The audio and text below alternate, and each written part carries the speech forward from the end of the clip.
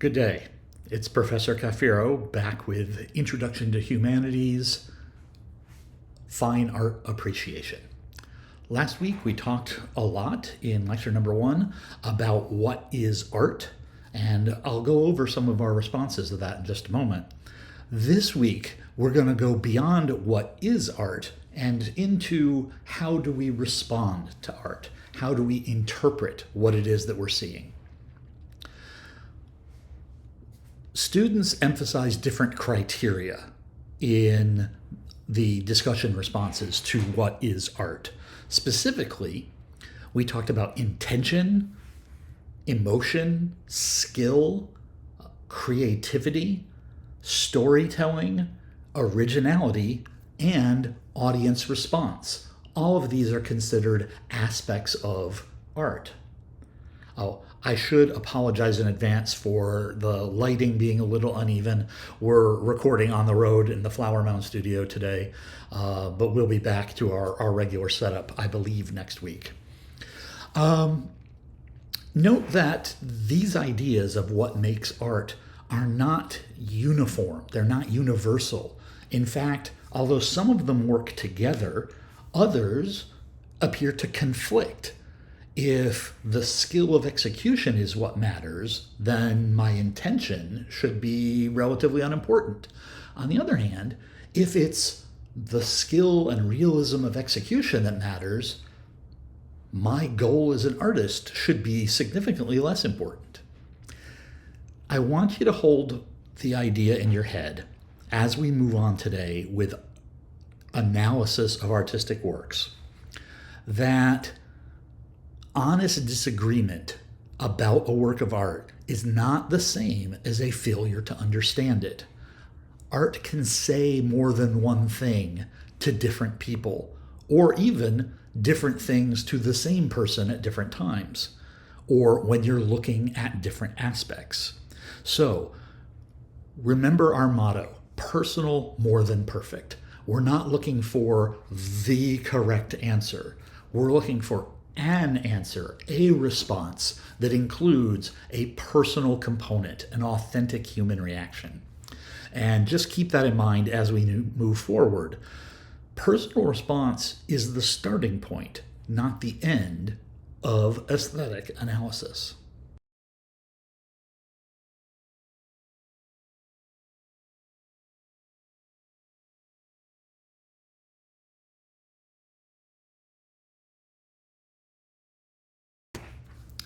A word that I introduced last week, aesthetics, is the answer to many of the questions that many of you have been asking about this course and about art. Aesthetics is the philosophical study of art, beauty, taste, and the appreciation of beauty or art as an experience or an act of judgment. So it's a way of looking at measuring or describing our response to art. Is this art is an aesthetic question, but so is this beautiful? Is it good? Does it disturb me? Does technical skill matter? Does the artist's intention matter? Does my reaction matter in a discussion of the beauty or art worthiness of a piece? Aesthetic judgment can disagree without either person necessarily being foolish or dishonest. There is no single right answer, but that doesn't mean that not every answer is equally good. I think that we would all agree that what is the best flavor of ice cream could have different answers. Some will say chocolate, some will say vanilla, some will say raspberry, some will be chunky monkey. There'll be vigorous disagreements. But I think we would all agree that dirt flavor is probably not as good as chocolate. That floor of a movie theater is not as attractive as coffee, as an ice cream flavor. I say most of us would agree, actually, because there's always going to be somebody who goes, ooh, floor of a taxi cab, that sounds nice. Or, licking the cat's fur. That's what I'm looking for in a flavor.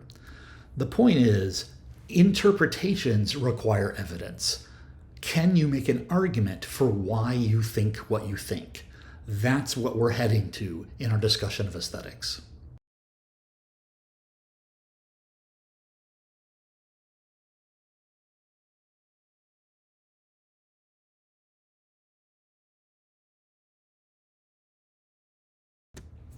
Okay, so this theory stuff is all well and good. Aesthetic ideals, having disagreements.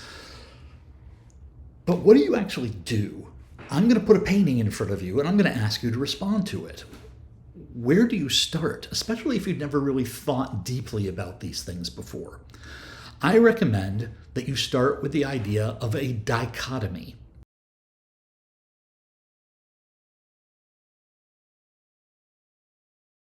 There's another technical vocabulary word, which I'll throw up a definition here for you. But essentially, a dichotomy is a division or contrast between two things presented as opposed or opposites. Black and white, male and female, natural and artificial.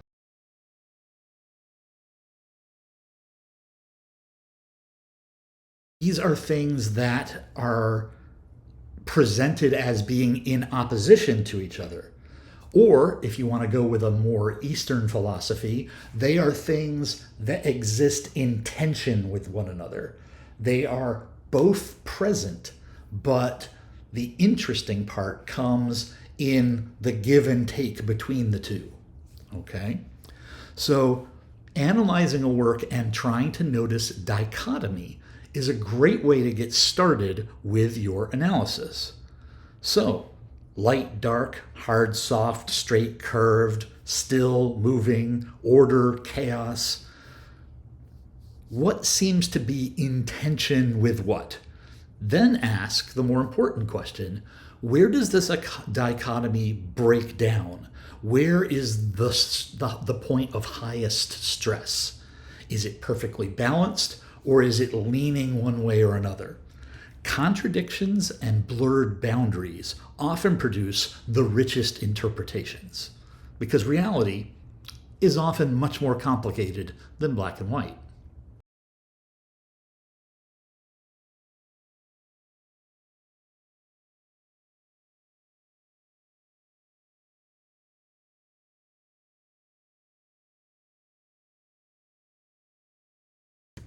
Now, rather than racing through an assortment of 10 paintings, I'm going to spend some real time with one.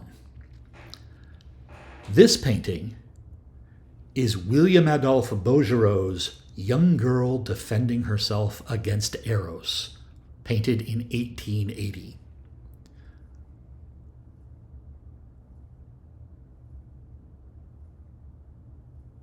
Take some time.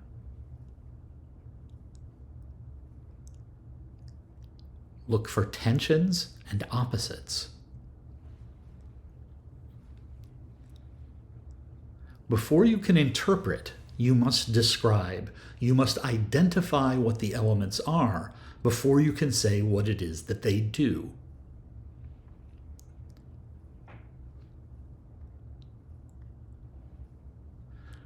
Now, what is visible here? There's a young woman, a winged Eros, or to use the Roman name, Cupid. There's physical contact. There's the bow and arrow. There's the drapery, clothing and nudity, landscape, expressions, and gestures. Here's an important distinction. Her hand is against his body is an observation. She wants him to go away is an interpretation. Start with observations. You have to have specific observations before you can start making interpretation.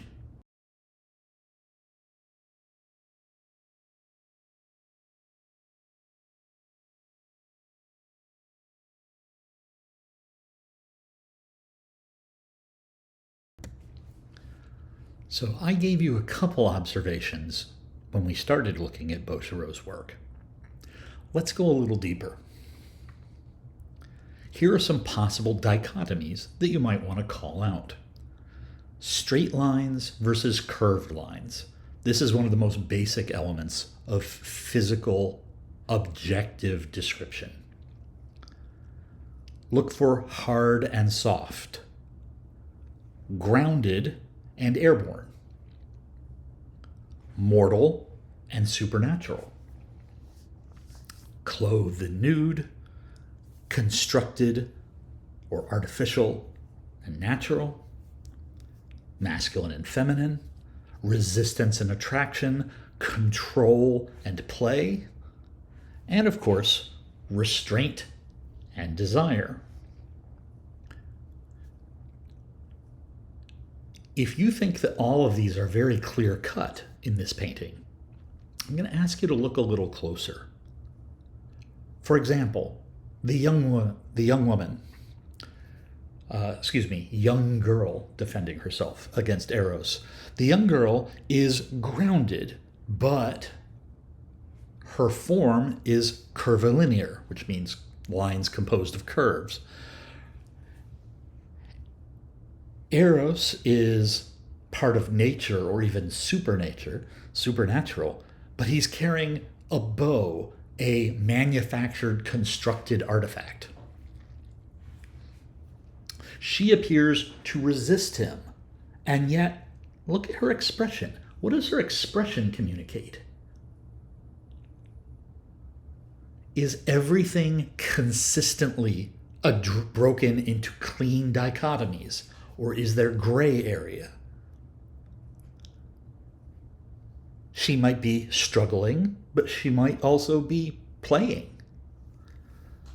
It could be flirtation, annoyance, desire, or desire restrained by expectation, or something more uncomfortable. Unwanted affection, at first greeted with playfulness and then with anger or fear. Dichotomies get us into the painting. They don't give us answers.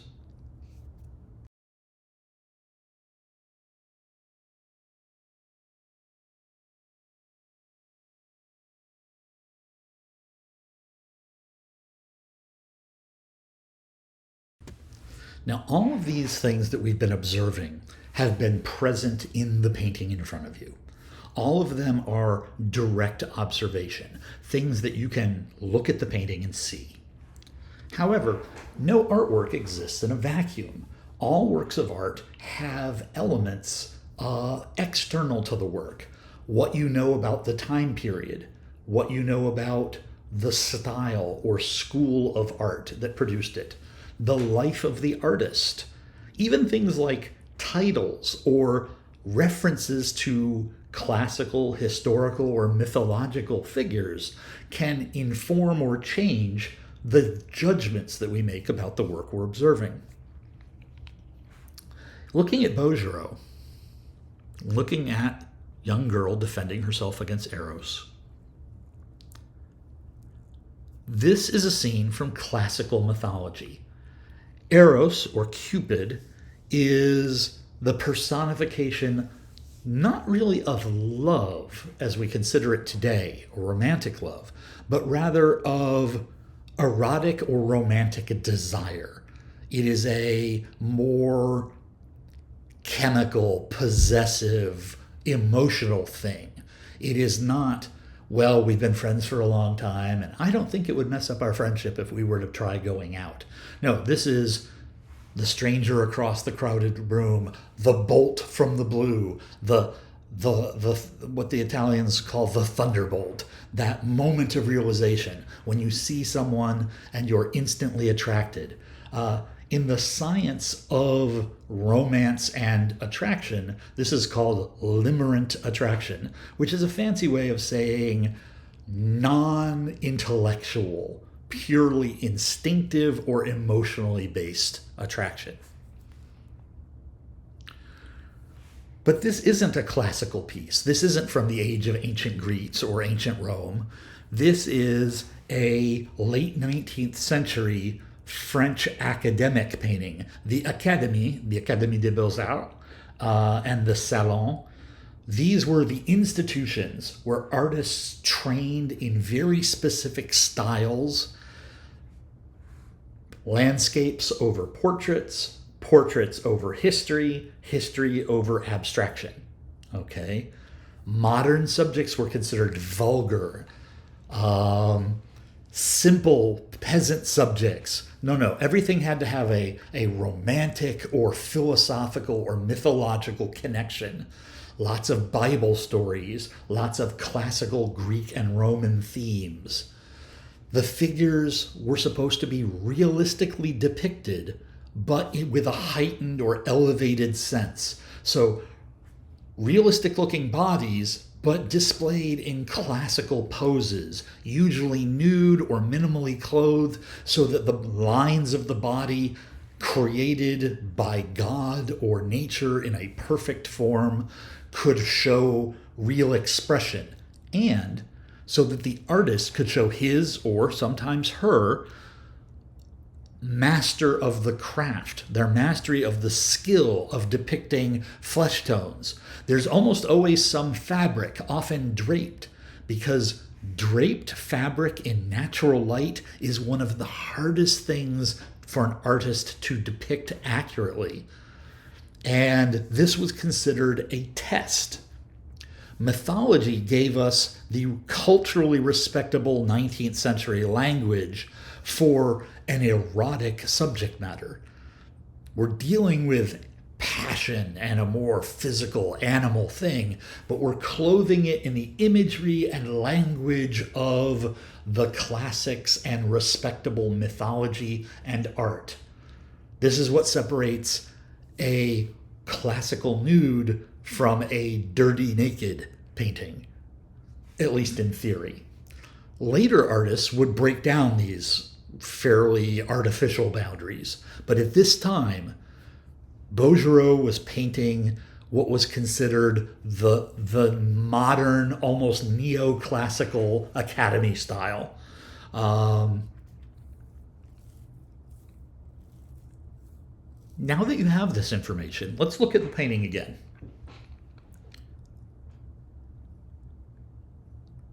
The painting itself hasn't changed.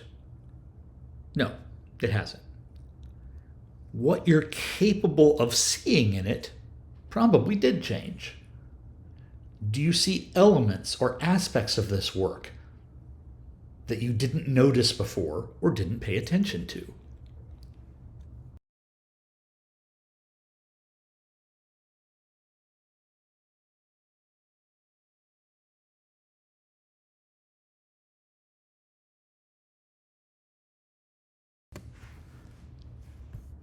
So now we reach the part where two people can look at the exact same image and come away with very different interpretations.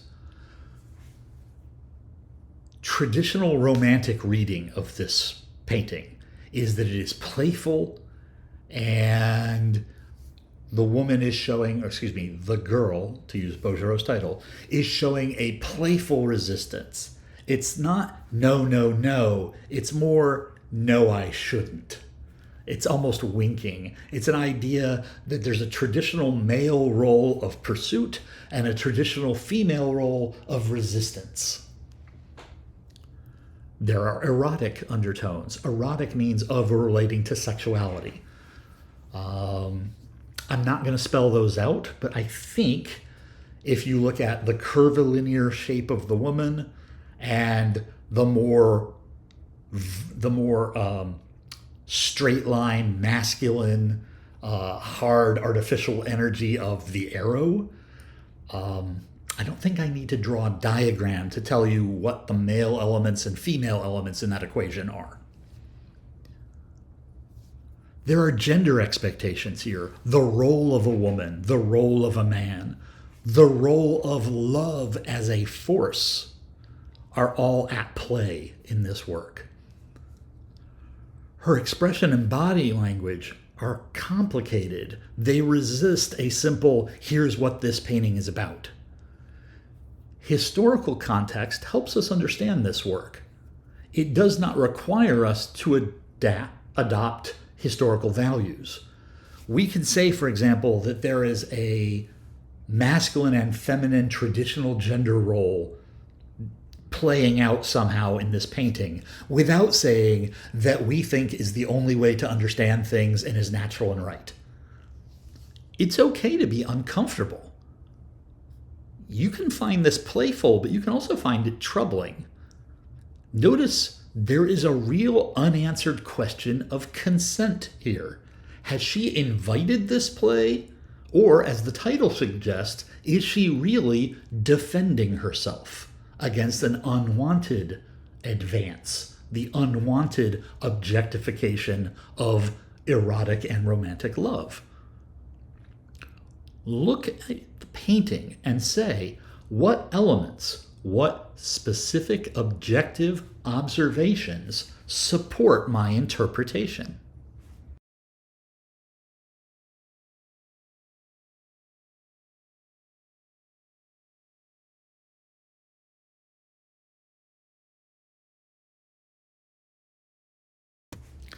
This brings us to one of the more complicated questions about Bouguereau, about any work of art, really. Is it good?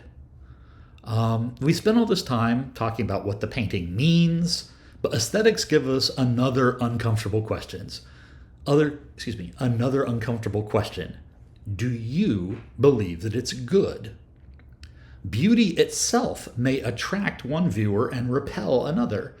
Some people say beauty is easy, beauty is everywhere. But to take something ugly and to transform it into something beautiful, to show the beautiful nature beneath the surface of something harsh or ugly or even detestable, that's a real test of skill. That's where real art lives. Some people say, I've had enough of ugly, complicated art. I like the fact that it's beautiful, that it's pleasing, that the humans look like humans, that the colors look like colors, that there's not an orange sky and blue grass, and a woman with her face in multiple angles and a guitar that is inside out. I like art to look like the world, or a heightened version of the world. That's okay. Different judgments emphasize different aspects of the genuine properties.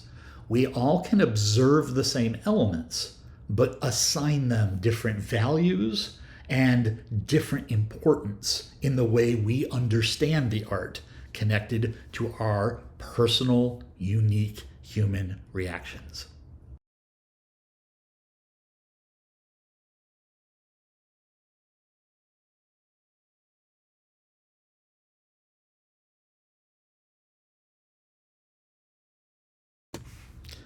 Now, some of you are probably thinking about what I just said, about that there's not a single right answer, that there's more than one way to view, that beauty can be beautiful, but beauty can be boring, ugliness can conceal beauty, but ugliness can also be ugly, and then just say, well, art, anything goes. Does it? Is all art equally good or equally bad? In humanities, interpretation is not arbitrary. In other words, we can't just look and say, I hate it, okay? I hate it is a reaction. I hate it because is the beginning of an analysis, of an interpretation. Always point back to observable evidence. Point to something that's in it. Context can clarify or complicate your interpretation. And your interpretation can be plausible, easily understood. Oh yeah, I see that. Or it can be weakly supported or even contradicted. If you say, this is really about humanity's response to industrialism, which elements are industrialism and why? Which elements are humanity and why? Where does the naked flying cherub figure into all that? Instead of thinking of right and wrong answers, think of it as strong and weak responses. Strong responses have a personal opinion informed by specific and discernible, you can point to it, evidence. Weak answers go on vibes, on feelings, and point out maybe one or two aspects, ignoring anything that doesn't contribute to your assessment, to your analysis.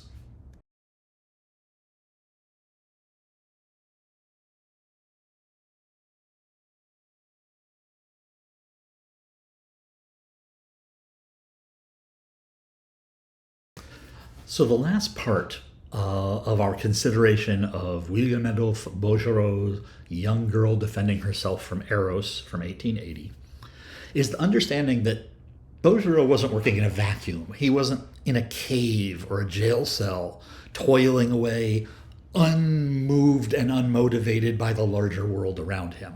He was the leader, the last great leader of the French salon system, of the Académie des Beaux-Arts, the French intellectual regulators of what was great art at that time and place. Even as Bouguereau was painting this work, he was already being replaced. A new group of artists had responded with a completely different way of looking at the world and representing it in art. Individuals like Vincent Van Gogh, the American pronunciation Van Gogh, or the British pronunciation Van Gogh, same guy. Claude Monet being another great example. These new artists were forming a school of art called Impressionism. And the way Impressionism works is that Impressionism is not about classical subjects and realistic depictions of human natural forms. Impressionism was number one thing about it, the interplay of color as light moved through nature. So, sunshine coming through the leaves, dawn coming through the morning fog, the moonlight shining through tree branches. These are the meat and potatoes, the bedrock bones of Impressionism. And they sought to capture an impression, not a representation, not an accurate, detailed, photorealistic rendering like Bouguereau, but instead a suggestion, a way of communicating the emotion of a moment in time, isolated from all the gross details. And I'm going to post here a work by Claude Monet.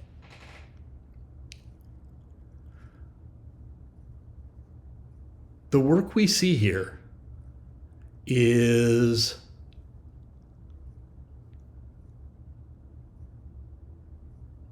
a Monet piece, The Houses of Parliament at Sunrise. Monet painted a series of portraits of the British Houses of Parliament, the British capital, from a balcony across the Thames River. At different times of day and in different weather, he painted many of these canvases over a period of weeks. He captured moonlight, sunlight, or as we see here, the sun rising, breaking through the fog, and illuminating not only the Houses of Parliament, a distinctive piece of architecture, but also a boat out on the river. And notice, it's not accurate in the way that Bouguereau is. Instead, it's an impression. It's capturing the feeling of light moving through nature and responding to color, the color of light moving through nature. Now, this isn't Bouguereau bad, Monet good. That misses the point. It's a different way of looking at the world to create different works of art that ask you to engage them in a different way. So, here's the method that I want you to carry through as we look at different works of art throughout the rest of this course.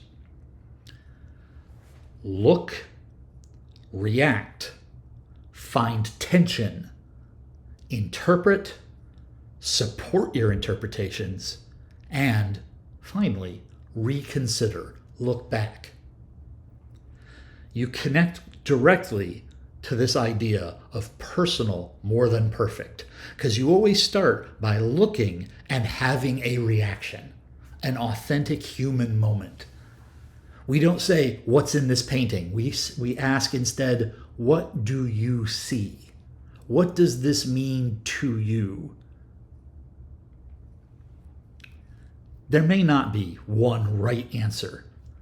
That doesn't relieve you of the responsibility to make a good argument, to be able to support what you believe with details that can communicate to another and help someone share, even if they don't wind up agreeing, to share what it is that you see and you feel from a piece of art.